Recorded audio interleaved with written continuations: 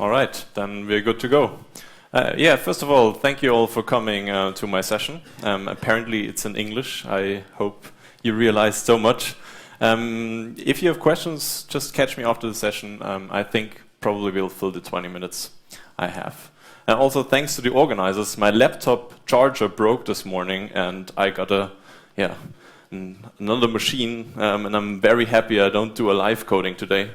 I still struggle to understand why the semicolon is more important than the dot, but yeah, interesting. I checked the slides though, I hope they look all right. Okay, I'm here today to talk to you about unit testing concurrent code, which is something that many people will tell you is close to impossible or at least very difficult, and I'm here today to try to convince you of the opposite, because there are tools out there that make it actually something quite straightforward. And I'm a big fan of learning by example, so what we want to do today is we want to look at a list which is broken, and we want to write a unit test that discovers the error we have. So what does this list do? It's called a flawed list, and it extends an error list. And all we do is we more or less add a method that is called put if absent. And what we do is that we first check if the element we are trying to add to the list is already contained in that list. And only here, if this element is absent, so it's not yet in the list, we want to add it. And in the end, we return the state, if it is absent or not. And probably you can all see how this fails to work out in a concurrent situation. Apart from that, an array list is not thread safe in the first place, but let's look away from that right now. We just want to see if this put if absent method would work in a concurrent situation. And apparently it does not, because we have a straightforward racing condition here. We at one point check if the list contains an element, and then we add it later, while we do not monitor if the state of the list has changed in between. And we could write a unit test like this for it. We could check, does the list work? Does this list contain just one element after adding it twice? And if we look back at the list, this will work. We will add foo, the value, and it will successfully check that the value is absent at the first time and not absent at the second time. As a consequence, this tested list will always contain one element and the test will never fail, right? And this is a typical situation. We have 100% test coverage here. No alarm bells will necessarily ring in your production environment or wherever, but yet we have a racing condition and our unit test failed to discover it. So this doesn't work, right? Because of that, some other test frameworks, TestNG namely, has introduced something called concurrent testing. And this is also pretty straightforward. What we do here is we just define in TestNG how many threads we want to basically use for running a test, and we have to define how many times these 5 threads that we requested should run this test method. And what could happen here is that actually we trigger the racing condition. One thread checks the contents of the list at one point, and then the other thread adds the element after the check was already performed. So we end up with the element at least twice or even many times inside. So this might fail, right? However, this is probably even a worse test than JUnit test that we've seen before. Why is that? Because it's very unlikely that this test will fail, but it is possible. So it might be that you run this test 1,000 times and it is always green. But then the 1,001st time, it turns out that the test is red. And this is the typical works on my machine phenomenon, right? You tested it, it works on your machine. Some other guy runs it on his machine, another operating system, another processor architecture, and the threading might be ordered in a different manner. So the test will only fail very, very few times. So this isn't really good either, right?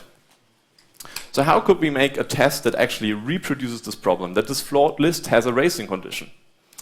You could add a breaking point, right? So we have this flawed list, and we want to add a breaking point before the absent check.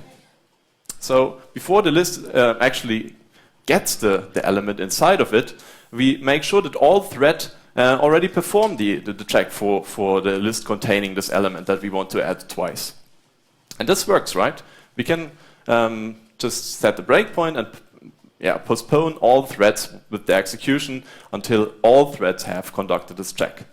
And this will work. The problem here now is that this is nothing you can run automatically anymore. This is not a unit test anymore. So while we now created a stable test, we cannot just run it automatically. So this isn't a good option either. So this isn't the way out, right? And this is where most people give up. This is where you say, okay, it's too difficult, we don't really have thread orderings, there's no predictability, because this is an important characteristic of any unit test, right? It should be reproducible by any run. And this is why there is a tool for testing threads, which is called ThreadWeaver.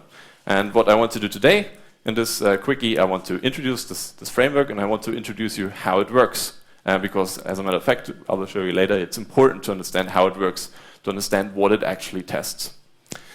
What ThreadWeaver, the framework, does is it takes at least 2 threads and it weaves the execution path of these threads in a predictable manner. So instead of just executing 2 threads concurrently in a random manner, it executes 2 threads step by step. And how does it look like? So, in any ThreadWeaver test, we start out with basically a predefined state, a consistent state, and then we run, in this example, 2 threads in a predictable way. And we weave the execution steps of both threads in a way that we can basically follow. So let's the yellow arrow here be thread 1, and let the blue arrow here be thread 2. What ThreadWeaver will do is it will apply an iteration of weavings where it starts out like this. First weaving, it will just run the first thread first, step by step. So the first thread will check for absence of the element, this will be true, and then as a consequence add the foo value, right? And return true.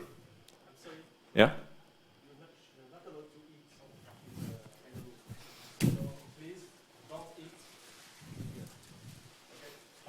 It's okay. Don't eat. No, you can't. Exactly. Or at least wait for the next session. It's okay. So, all right. Where were we? Okay. So first execution of the first thread followed through. We're done here. So what ThreadWeaver does next? It executes the second thread, also in a predictable manner. Just runs it through like this. And this time, since we already added the element, this check up here will turn out false. And then we don't add the element. Once we validate the size of the list, we can check it's 1. This is what we want, right?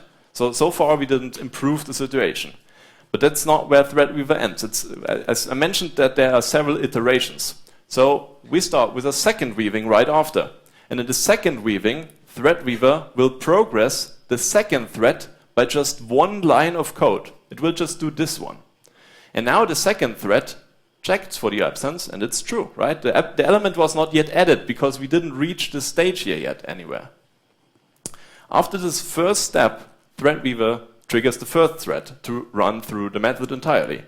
And now the first thread also considers the absence to be true and adds the element as a consequence, right? And after this first thread has completed, ThreadWeaver continues with the second one. And now we have reproduced the racing condition. So what ThreadWeaver does, it takes a concurrent test, and instead of running threads randomly, it synchronizes the threads on a step-by-step level. And this makes the unit test reproducible. And it's actually really easy to implement these tests. So yeah, now we have 2 elements, right? We ran through a second time. So since we already checked for the absence before, we have both elements inside now. And now our unit test can fail. And it can fail reliably. It will work on any machine, any hardware architecture, and every time we run the unit test. And it's fairly easy to implement a test like that. It works with annotations like most test frameworks these days. So what we just have to specify is a state of the world for before the test is run, something the first thread should do, and something the second thread should do, and an assertion statement for after the entire test was executed. This will basically be initiated for every iteration, and these just instruct what ThreadWeaver should actually weave, and here's what we have to validate in the end. So here we have the first thread, and here we have the second one. Okay, but how does this work? Oh no, first let's see how we integrate this. It's pretty easy. We just say annotated test runner. This is not a JUnit class, this belongs to Threadweaver. And then we just run a test, which is probably the class where we define this one here. We can just put this inside any test method, so this is JUnit. And then we have to mention the classes that Threadweaver should prepare for us, which classes should actually be weaved. And if once we put this here, any method of these classes will be executed only step by Threadweaver. Okay, how can a framework work? How can a framework like this function? As a matter of fact, it works via bytecode instrumentation. Bytecode instrumentation is something I work with a lot. That's also a reason I give this talk today. I'm a big fan of the concept of instrumentation because it allows you to implement very powerful tools like this one here without actually exposing all of the internals like many frameworks require to. So what basically Threadweaver does, it takes a class and it rewrites all methods for you, but it does it transparently. So this floor list, we had to mention it here in the runner. What will happen with the floored list when we execute the test? Well, actually, the put-if-absent method will be rewritten like that.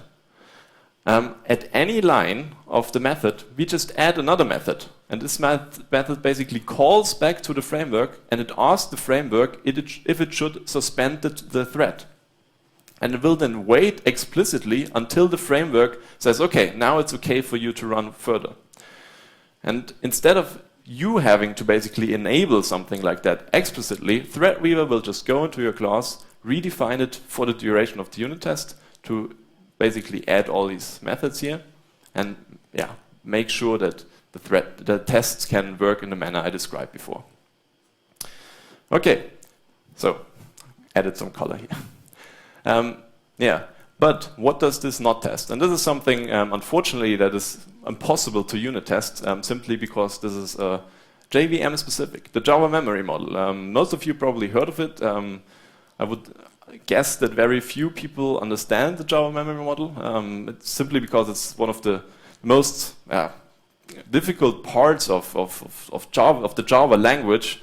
And it reads like it's copied out of a PhD, right? And it actually is copied out of a PhD. This is why it's difficult to read it. And it's difficult to uncover mistakes made in the memory model, like if you really synchronized correctly throughout your program. I showed you here that Threadweaver adds these breakpoints for you. And how does this work internally? It works via adding synchronized blocks, right? More or less. Or not synchronized, it works via adding locks, explicit locks. So having these locks introduces happens before relationships in your code for every instruction in it. So what the JVM normally does when it executes code, it reorders instructions, right? Let's say you write to a variable A, and then you write to a variable B, and then again to A. The JVM might say, okay, like A and B do nothing have to do with each other. Why shouldn't I do this in a consistent order of the memory accesses? This will make the code run faster, right? This is what a just-in-time compiler does for you. If it cannot do that, it cannot optimize your code. However, this might break the view from another thread because we just reordered something. Field A might have gotten a value before field B, which we haven't expected just by looking at the source code. However, to overcome this, the Java memory model defines when a certain value can be defined, and we control this via locks and monitors and volatile variables. And Threadweaver naturally uses a lot of those. So what happens once you use a testing framework of any capacity like that, it will introduce sequential consistency for your code. So if you forgot to make a shared variable volatile, you might observe erratic behavior that you will never observe with Threadweaver. So what else is there? And this is basically the other big tools that you should have when testing unit testing concurrent code. It's a tool called JCStress. It's bundled inside the OpenJDK project, and it's more or less it works with actors. What you do is you define a test, and again you define more or less what two threads should do. And we just take our list again. and we say put if absent foo, right, in 2, and then we have an observation we define. What do we have in the end? And what this framework will do for you, it will just execute this test very, very often. And it will then record all the outcomes, and you define more or less the size of 1 is acceptable, but the size of 2 is forbidden. So in the end, it will just give you a heuristic about what values you actually have observed, and allows you in a way to see if your code is always working correctly. However, this is not a unit test again. First of all, it takes a lot of time to run, and second of all, the outcome depends on the actual run, and it also depends on hardware architecture. For example, most concurrent code in Java, I would argue, works because we all like to run x86 processors. x86 is a very forgiving architecture. It doesn't reorder loading of variables. But for example, ARM architectures do that.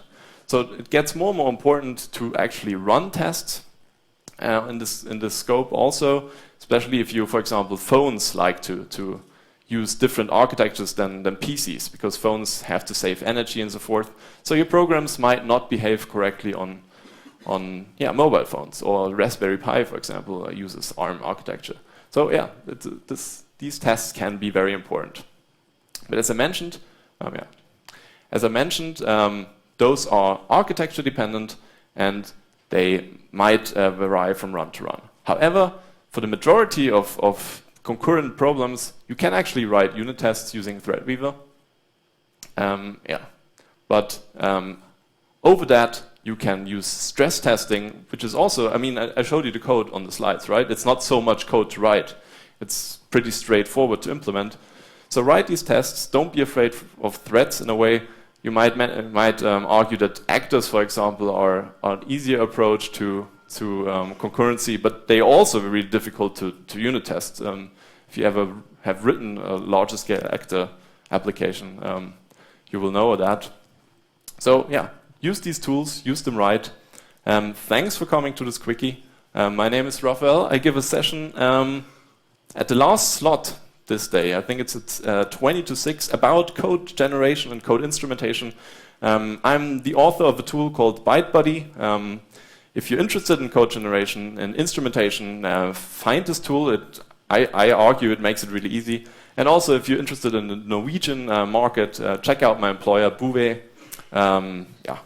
Thanks for coming. If you have any questions, ask me. Thank you.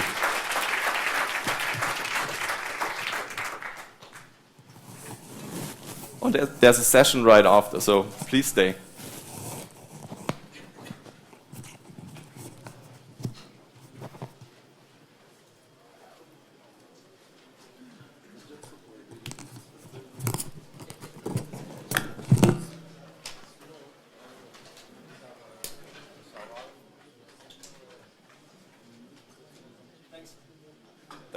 Thanks for coming.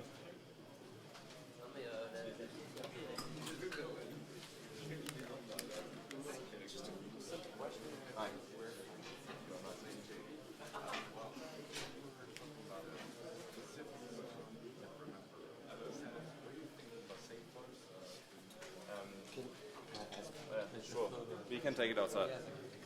Thank you. No problem. Oh, it was good. Good. Can we just go up? Sorry, I'm making room.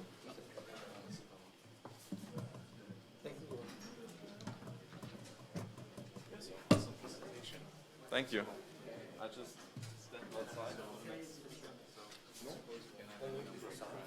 Yeah, more or less. You can it's another I only scratch the surface. You can basically define explicit breakpoint controls and the capacities of also. So basically right and powers. Yeah, so it's like for example, if you want to basically test what happens if a console method